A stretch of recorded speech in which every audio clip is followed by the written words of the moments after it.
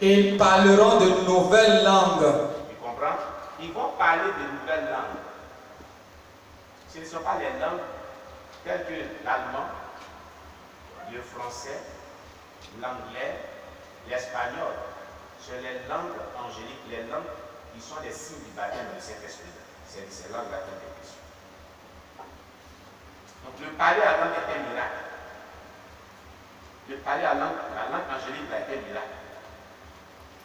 Le parler à langue qui est suivi de l'interprétation de la langue est un miracle. Le don du parler à langue est un miracle. Mais ce n'est pas la foi qu'on est baptisé du Saint-Esprit sur le signe du parler à langue. Ce n'est pas la foi qu'on arrive à parler à langue. Ça fait partie de la démonstration de l'un des signes comme miracle au travers de la foi qui est manifestée. Amen. Suis la suite. Ils saisiront des serpents. Troisième signe, ils saisiront des serpents. S'ils boivent quelques breuvages mortels, il ne leur fera point de mal. Alors le troisième et le quatrième signe est un problème majeur d'incompréhension pour certains chrétiens. Mal affermi. Amen. Amen. On dit qu'ils saisiront des serpents. Est-ce que ce sont des serpents physiques? Non. Certainement non. Ils boiront des breuvages mortels. Est-ce autant pour cela qu'on a dit, bon, tu vas aller prendre vraiment de l'acide, tu vas boire un poison pour boire? Non. C'est la même chose que Satan a fait à Jésus-Christ. Il a pris Jésus-Christ, il l'a fait monter au sommet de la montagne. Il lui a dit, il est écrit à ton sujet. Jette-toi en haut en bas. Il enverra ses anges et il te portera de faire des copies de faire une pierre qui te soit brisée. Jésus a dit quoi? Il est écrit aussi qu'il ne défendra pas les pénètres en Dieu. Jésus pourrait se jeter, puisque c'est écrit vraiment. Amen.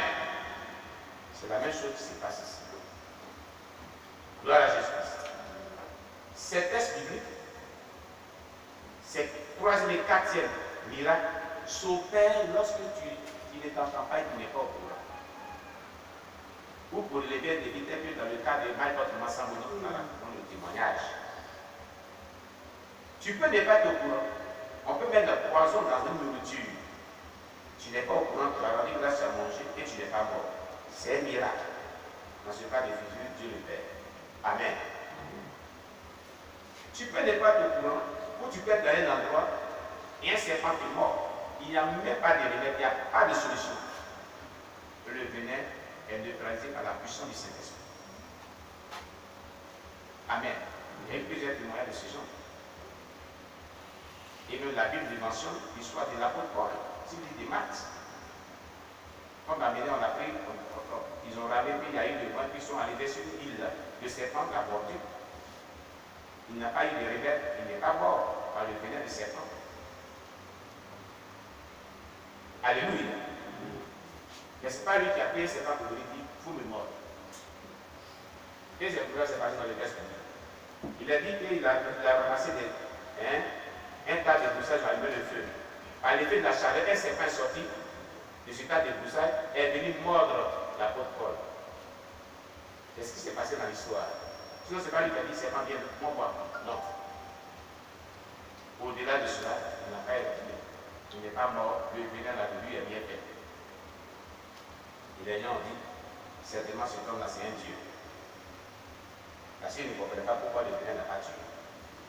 Le venin du serpent n'a pas tué. Amen. Amen. Donc, c'est la foi qui l'a démontré. La foi qu'on avait démontré. Et cette foi l'avait permis qu'il ne meure pas face à ce venin mortel. Alléluia. Oui. Ils imposeront les mains aux malades et les malades seront guéris. Ils imposeront les mains aux malades et les malades seront guéris. Ils ont de la foi. Vous avez vu? Donc, si nous manifestons une foi vraiment dont Dieu a besoin dans notre vie, et par cette foi-là, nous pouvons vraiment obtenir tout ce dont nos cœurs désirent, qui est en accord avec la volonté de Dieu. Amen. Amen. Oui, récitez cela. tout ce que nos cœurs désirent qui est en accord avec la volonté de Dieu, quand on manifeste la foi pour l'obtenir, Dieu nous apporte ce tout. Et quand tu demandes quelque chose qui n'est pas en accord avec sa volonté divine pour ta vie personnellement, tu ne peux pas l'obtenir. Il ne peut pas te le donner. C'est pourquoi il faut bien préciser vos prières. Amen. Si le Seigneur peut délivrer une personne présente, après qu'on ait commandé aux démons de s'en aller, au nom de Jésus-Christ, on peut faire confiance au même Seigneur pour délivrer ceux qui sont à une certaine distance de la personne qui assure la délivrance. La délivrance est une question de puissance spirituelle et d'autorité. Ces deux éléments ne connaissent pas de limitations dues à la distance. Qu'elle soit présente, qu'elle soit à distance, si la personne a la foi et l'onction nécessaire, et ceux qui demandent la délivrance aussi à la foi, Dieu peut vraiment opérer une délivrance véritable, définitive, au nom de Jésus-Christ. Amen. Gloire à Jésus-Christ. La délivrance de l'emprise d'un démon spécial, prochainement, dans plus d'âme et délivrance, on verra cela dans la gloire de Jésus-Christ.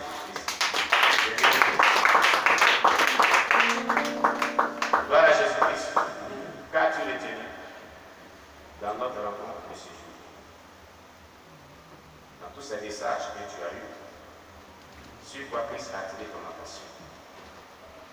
Qu'as-tu fait? Qu'est-ce qui t'a beaucoup marqué? Qu'est-ce qui t'a beaucoup touché? Que retiens-tu dans tout ce que tu viens d'écouter?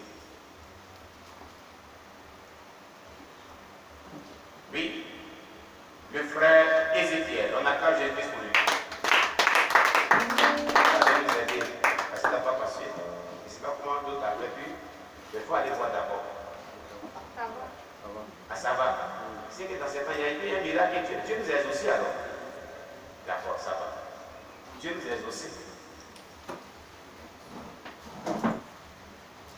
Voilà.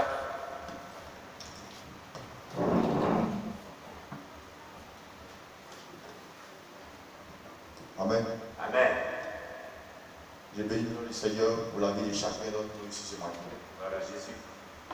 Amen. Amen. On dit que avant de dire d'abord ce qui est venu dans les messages que l'homme de Dieu a prêché, je vais d'abord aussi m'appuyer sur le premier message qu'il a donné, inspiré par le Saint-Esprit. Amen. Amen. Il a parlé en quelque sorte de l'amour fraternel entre les enfants de Dieu. Amen. On ne peut pas venir à l'église et puis on va être en foi envers nous. Alléluia. Et bon, c'est vrai que la sœur n'est pas là, mais j'aurais voulu qu'elle soit là. Amen. Je vais parler de la sœur Marie. Amen. Je pense que ça ne sent pas bien. Donc, elle n'est pas aidée, mais j'aurais voulu qu'elle soit là. Vas-y. Amen. Je vais dire comme ça que bon, et c'est pas peut-être par une incompréhension ou par peut-être une mauvaise manière de moins si je veux dire, j'ai eu peut-être à l'offenser. Alléluia. Parce que j'ai remarqué un écart de comportement. Amen. Et la Bible dit dans le livre de Romains 13, le verset 8, ne devez rien à personne, sous cela de vous aimer les uns les autres. Alléluia. Et vu que l'homme de Dieu a parlé de cela aussi, et il y a un autre verset qu'il a cité pour s'appuyer, le livre de Romains 2 Corinthiens 5, le verset 17. Alléluia. Il ne suffit pas seulement de réciter ces versets-là et de les mémoriser, mais il suffit aussi de les appliquer et de les mettre en pratique. C'est ce qui est le plus important. Amen. Si nous disons que nous avons abandonné notre ancienne vie, notre ancienne attitude, il faut que par notre comportement, notre manière de marcher, cela puisse refléter notre vie chrétienne. Alléluia. Amen. Et je pense que vu qu'elle n'est pas là, peut-être après le culte, on va pouvoir se voir et en parler. Parce que là, dans la Bible, il dit que si tu veux faire ton offrande, que tu es en foi avec ton frère ou ta soeur, dépose ton offrande et va d'abord te réconcilier avec la personne. Alléluia. Et bien qu'elle ne soit pas là, je veux m'excuser encore, peut-être pour un acte que j'ai posé, qu'elle n'a pas aidé. Amen. Voilà. Je veux lui demander pardon. devant toute l'assemblée, devant toutes les personnes qui nous suivent en direct. Alléluia. Pour le premier message, ce que j'ai retenu concernant le tabernacle, c'est que l'âge symbolise la grâce de Dieu. Amen. C'est ce que j'ai retenu concernant l'âge. Et l'homme de Dieu a dit que nous, en tant que chrétiens, nous devons aimer le Seigneur de manière exagérée. Parce que cet amour exagéré, là, c'est lui qui l'a manifesté en premier. Alléluia. Nous ne devons pas l'aimer de manière superficielle. Ce paragraphe m'a marqué. Parce qu'aujourd'hui, nous, en tant qu'enfants de Dieu, on manifeste l'amour de Dieu au vu et au su des gens. Mais pourtant, notre caractère ne le prouve pas. Amen. On veut seulement se lever les dimanches ou les jours de culte pour bien s'habiller, sortir pour que les gens puissent nous voir. Cet amour-là est superficiel. C'est ce que les gens voient. Mais ce que Jésus me veut, c'est un amour sincère et véritable. Et cet amour-là, peu de chrétiens le manifestent. Amen. Et il a aussi dit qu'un véritable chrétien doit avoir le reflet de la gloire de Dieu sur lui. Alléluia. Le reflet de Dieu, c'est la lumière de Dieu. Amen. À tel point que peut-être si un sataniste ou un sorcier te voit, qu'il puisse savoir que tu es un véritable chrétien. Alléluia. Et cette lumière-là, je crois aussi que peu de chrétiens l'ont. Alléluia. Ceux qui marchent véritablement dans la voie de Dieu, ceux qui ont sa crainte, ceux qui ont l'amour véritable de la parole de Dieu. Alléluia. Et pour finir, le premier message, j'ai retenu que de manière prophétique, le bâton d'Aaron est l'image prophétique de Dieu. Alléluia. Et pour terminer, ce que j'ai retenu dans le deuxième message, de juste une petite chose de Kingsley Ivani. Ce que l'homme de Dieu a dit dans son livre qui a attiré mon attention, c'est le port des jeans. Alléluia. Il y a plusieurs choses qu'il a citées. Mais lorsqu'on m'a parlé pour la première fois, on m'a dit que le port des jeans n'est pas la gloire de Dieu. Ça a été comme une abomination pour moi. Alléluia. Je me suis dit, mais ça c'est quel nouveau évangile encore. Alléluia. C'est comme si tu annonçais à une femme qui est dans le monde en lui disant que le port des boucles d'oreilles ne glorifie pas le Seigneur. Alléluia. J'ai dit, mais en quoi est-ce que le jean est satanique? Alléluia. Et la personne qui m'avait dit ça, le raisonnement qu'il m'avait dit n'a rien à voir avec ce que Kingsley Ivani vient de définir. Alléluia. Et j'ai glorifié encore le nom du Seigneur parce qu'il m'a donné la compréhension nette du non-port du jean parce que j'avais encore le doute dessus. Alléluia. Parce que jusqu'à présent, il me posait des questions. Parce qu'il faut dire que même si on a abandonné ces choses-là, mais quand on passe et qu'on voit ces choses-là, même sur les réseaux sociaux, ou qu'on va au marché, on voit ces choses-là, ça nous attire encore. Mais c'est par la grâce de Dieu qu'on arrive à résister. C'est par cause de l'Esprit de Dieu qui est en nous qu'on arrive à résister à ces choses-là. Amen. Donc je vais dire merci au Seigneur, c'est ce que j'ai retenu. Amen. Et qui d'autre encore, est-ce que tu retiens sur quoi Christ a attiré ton attention? Est-ce qui t'a beaucoup touché? À part ce qu'il a dit.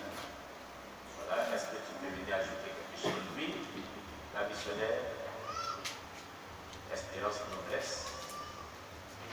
Voilà. On va nous dire ce qu'elle a répondu.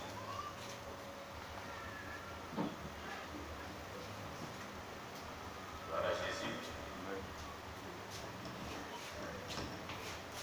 Gloire à Jésus. Amen. Et vous salue dans le nom de Jésus. Amen. Ce que moi j'ai retenu, c'est surtout le message improvisé que l'homme de Dieu nous a donné le matin. Si tu as un grief contre quelqu'un, dépose ton offrande et va régler ce qu'il t'a fait. Ce qui m'a le plus marqué dans cette affaire, c'est que bon, généralement, en tant que chrétien, ce n'est pas généralement nous qui le faisons, mais c'est nous qui encaissons. Et à un moment donné, quand tu encaisses, tu préfères rester dans ton coin, dans ta coquille, pour éviter d'être à chaque fois blessé. Et l'homme de Dieu est passé dessus. Il a dit, voilà les témoins. Si, par exemple, la Bible dit que si cela ne dépend de toi, sois en paix avec tous. Maintenant, si peut-être tu te répands, et puis la personne ne veut pas, Si tu es dans ton coin, intercède pour la personne. Ben, généralement, ce côté intercède là, nous on ne fait pas.